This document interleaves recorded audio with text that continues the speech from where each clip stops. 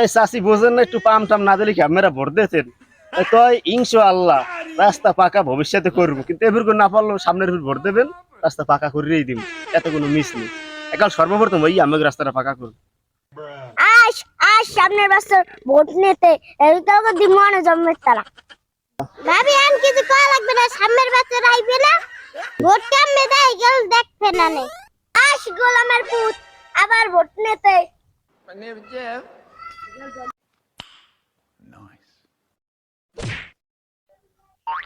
আমাদের সমাজের প্রতিটা লোকই হয়েছে সুবিধাবাদী।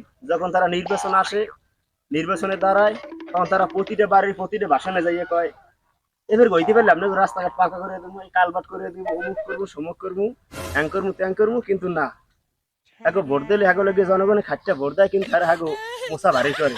এটা কথা আছে না যে ভোটের কালে ভাই ভাই, তেলের কালে পিছলে যায়, ঘুমের কালে আমরা নেন, আমাকে ভালো হয়েছে ইয়া।